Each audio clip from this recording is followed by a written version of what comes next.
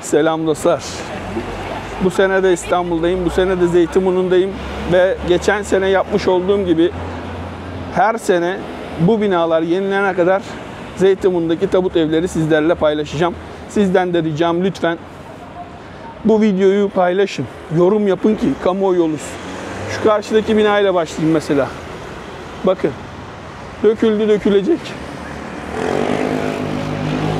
Bu binalar yenilendi. Buradaki binalar. Buradaki binalar yenilendi. Karşı taraf yenilendi. Burada olay bitti. Bundan sonra gitmiyor. Bundan sonra da gidildi. Nereye gidildi? Sahil kısmına. Ataköy'e, Bakırköy'e ve Zeytinburnu. Et Balık Kurumu'nun oraya. Eski çimento fabrikasının orası yenilendi. Oteller yapıldı. Milyon dolarlık daireler yapıldı. Ama maalesef orta kısım kaldı. Bir de karşıda, şu karşıda çırpıcı bölgesi var. Orayı da çekeceğim. Ya binalar o kadar dökük ki. Geçen sene arabamın üzerine koskoca beton parçaları düştü. Cam kırıldı, tavan delindi. Viyana'ya o arabayla geri dönmek zorunda kaldım. Gittim orada yaptırdım. Tam da yola çıkacağım zamanda. Onun için tekrar söylüyorum. Bu videoyu lütfen paylaşın, beğenin, yorum yapın ki kamuoyu oluşsun ve bir an önce, bakın depremler olmaya başladı tekrardan, bir an önce bu evler yenilensin. Kimi insanlar kendi imkanlarıyla parsel parsel yeniliyor ama çözüm parsel olarak değil, ada bazında yenilenmesi.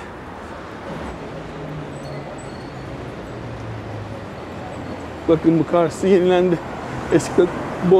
Eskiden burası Bozkurt fabrikasıydı. Hatta stajımı bile burada yaptım. Onun karşısı da yenilendi, yürüdüğüm yer. Ama ne hikmetse durdu. Seçimden önce herkes geldi. Yapacağız, edeceğiz dedi. Seçim bitti. Kazanan kazandı, kaybeden kaybedi. Olay tabii ki bir dahaki seçime kaldı. Yani bir dahaki seçimlere kadar birazcık elimiz boş kalacak. Ama seçim zamanı tekrardan gelecekler adaylar. O zaman sizler de cevabınızı verin. Bakın dostlar, görüyor musunuz? İnşaatın halini, ne hale gelmiş yani bak. Şuralara bakar mısınız abi? Hani bu binadan ne bekliyorsunuz ki siz şimdi? Yani demek istediğim buradaki binaların %90'ı bu şekil. Yani çok sakatta yaşıyoruz. Daha doğrusu Zeytinburnu halkı diken üstünde, dinamitin üstünde yaşıyor. Çok tehlikeli. Allah vere de işte büyük bir deprem olmasın. Yoksa maalesef çoğu insan evinden de olacak, canından da. Bir de çarpık yapılaşma var aslında. Çarpık yapılaşma. Normal mimar, bakın bu karşı tarafa da buz paten pisti yapıldı. Hemen şu sağ tarafımıza güzel bir yüzme havuzu yapıldı. Ama onlardan önce kentsel dönüşüm olursa daha makbule geçecek. Zeytinburnu Belediyesi gayet iyi çalışıyor bu tarz olaylarda, spor destekli olaylarda. Çünkü şurası bakın, yeraltı yüzme havuzu. Yerin altında. Hemen onun karşısında da buz pisti var. Ama evler dökülüyor. Evler dökülüyor maalesef. Ya tek tek dönüşüm olacağına, dediğim gibi ada bazında dönüşüm olursa daha mantıklı olur. Yani site gibi olacak. Evet, bakın görüyor musunuz? Mozaikler falan komple dökülmüş. Paramparça. Bina çatlamış. Yan taraftan ayrılmış. Bakın. Pencere üst kısımları çatlamış. Bakın. Mozaikler, beton parçaları düşmüş. Şu bina ile arasındaki çatlağı görüyor musunuz? Bakın. Alttan gene beton parçaları dökülmüş. Şu balkonun altındaki demirleri görebiliyor musunuz bilmiyorum. Ama bakın. Demirler bile çürümüş artık ki Allah'a emanet yürüyoruz yani buralarda. Çok tehlikeli. Her an başımıza bir beton düşebilir. Geçen de gene bizim yan komşunun balkonundan pat diye düştü vallahi. Allah'tan kimse yoktu. Bak her binada dökük var. Her binada çatlak var. Her binanın betonu parçalanmış. Vallahi bilmiyorum. Sonu ne olacak? Sonu kötü. Sonu çok kötü. Burası da dökük. Şuralar çok eski binalar.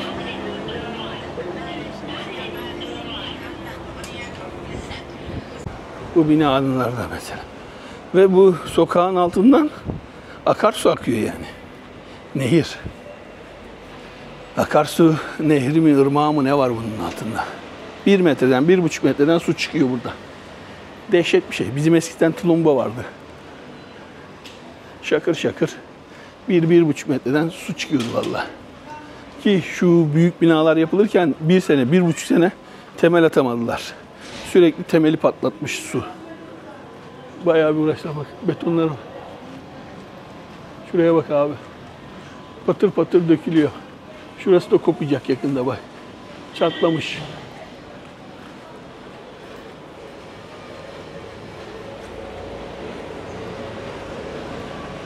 Geçen şuradan bir tane parça düştü. Çoğat diye. Patır patır dökülüyor. Bak. Şuraya bak şuraya. Bu binanın komple en üst katına kadar böyle. Şurası 1-1,5 senede temeli zor atıldı dostlar. Şu binaların. Dibi çünkü su. Dediğim gibi buradan ırmak akıyor. Ya da yani yeraltı suyu var. Adamlar bir türlü suyu boşaltamadı. Temeli atıyor, betonu patlatıyor. Temeli atıyor, betonu patlatıyor. Bakalım ikinci etaba başlayacaklar şimdi. Zeytinburnu'nun durumu içler açısı çok kötü. Umarım bir an önce kentsel dönüşüm olur. Binadan düşmüştü benim arabama beton parçası. Tavanı deldi. Camı kırdı. Yani çok kötü ya. Vallahi gördüğünüz gibi dostlar tüm binalar dökülüyor. Hepsi çatlak patlak. Yani bu binaların komple yenilenmesi gerekiyor. Bu yol boyunca.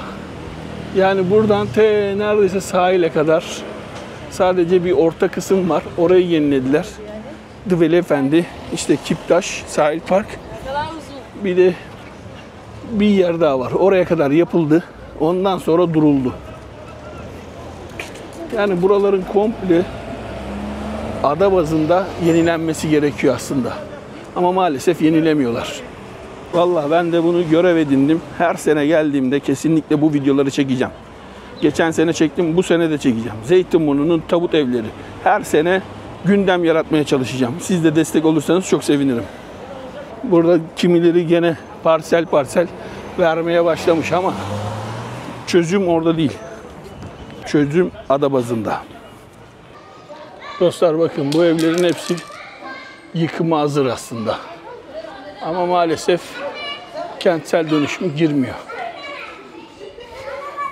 Yani çok uğraşlı. Firmalar geliyor. Abi 90 metrekare eve 48 metrekare veririm diyor. 2 milyonunu alırım diyor. Onu yaparım, bunu yaparım diyor. Kardeşim hem devlet yardımından yararlanıyorsun. Hem ben sana para veriyorum. Hem de evin yarım metrekaresini çalıyorsun benden. Böyle bir mantık da yok kardeşim. Hani bu işe kimse gelmez. Böyle bir şey yok. Resmen hani fırsatçılık bu. Başka hiçbir şey değil yani. Şu yukarıdaki evlerin hemen hemen hepsi geçen sene mi 2 sene önce ağır hasarlı, çok ağır hasarlı raporu verildi. Ne boşaltım var, ne yapım var, ne yıkım var. Hiçbir şey yok. Burası Zeytinburnu'nun bir diğer bölgesi, diğer mahallesi. Ama her mahallede kesinlikle yüksek riskli binalar var. Bunu ben demiyorum yani. İstanbul Büyükşehir Belediyesi'nin vermiş olduğu rapor. Zeytinburnu Belediyesi'nin vermiş olduğu raporlarla yani. Gidiyorsunuz bir şey soruyorsunuz. Orası yüksek riskli diyor. Ama bakın herkes oturuyor. Ne tahliye var, ne yıkım var, ne yapım var. Şu binaların %80'i yüksek riskli raporu var. Ama maalesef işler yürümüyor. Ya şöyle bir şey var aslında. Hani kentsel dönüşüme girmiyor falan değil. İnsanlar hani bireysel olarak girdi mi tek binaya sokabiliyorsun. Ama mühim olan ada bazında girilmesi. O zaman kentsel dönüşüm bir işe yarayacak. Yani şimdi yaptırıyorlar. 10 sene sonra ada bazında sokacaklar. Tekrar yıkılıp yapılacak. Aslında bu milli servete zarar yani. Ya da benim düşüncem öyle. Buradaki binaların %80, %90'ı ağır hasarlı binalar. Ama dediğim gibi ne tahliye var, ne yıkım var, ne dönüşüm var. Enteresan bir şey abi, bilmiyorum. Bakın böyle dediğim gibi parselle, yani bir tek bina mesela kentsele girmiş. Ama onun yanındaki çürük. Yani burayı komple mesela ada bazında yenilemiş olsalar daha mantıklı olurdu. Şuraya baksanıza abi. Binaların çoğu dökük. Paramparça. Enteresan, dediğim gibi enteresan yani. Burada çok çürük bina var ya. Allah'a emanet yani. Yemin ederim. Allah korusun işte. Bir deprem oldu mu, büyük bir deprem oldu mu patır patır dökülecekler. Bakın görüyor musunuz dostlar? Binalar dökülüyor, dökülüyor. Vallahi dökülüyor. Şuraya bak abi ya. Dediğim gibi kamuoyu oluşturabilmemiz için bu videoyu beğenip paylaşın, yorum yapın kardeşim. Tanıdıklarınıza yollayın. Çünkü bu olay ciddi olay artık. Şakası yok. Vallahi. Yani tabii yine de siz bilirsiniz. Ama şakası yok maalesef.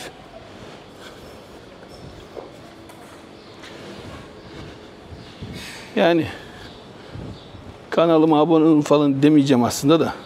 Dediğim gibi videoyu beğenin, paylaşın, yorum yapın ki kamuoyu oluşsun ve bir an önce bu kırık dökük binalar yapılsın. Dediğim gibi videoyu beğenip paylaşırsanız, altına yorum yaparsanız kamuoyu oluşturabilmemiz açısından çok iyi olur. Daha çok insana ulaşır. Hepinize iyi seyirler dileyeceğim de yani artık ne kadar iyi olursa. Dostlar bakın görüyor musunuz? Yani hangi mahalleye, hangi sokağa girseniz çürük binalar. Dediğim gibi bunların çoğu zaten ağır hasarlı binalar, yani raporu var bunların. Onun için yetkililer hala bir şey yapmıyor yani. Bak, ne bileyim ya. Yapacak bir şey yok. Biz de böyle kamuoyu oluşturmaya çalışacağız işte. Sizin de desteklerinizle birlikte bu kamuoyunu oluşturmamız gerekiyor ki bir an önce bu yapılar yıkılıp yeniden yapılsın. İnsanlar daha huzurlu, daha güvenli yerlerde yaşasın. Tek derdimiz bu. Onun için sizin de yardımınıza ihtiyacımız var. Videoyu ne kadar çok paylaşabilirsek, ne kadar çok kişiye ulaştırabilirsek kamuoyunu o şekilde daha çok oluşturabiliriz.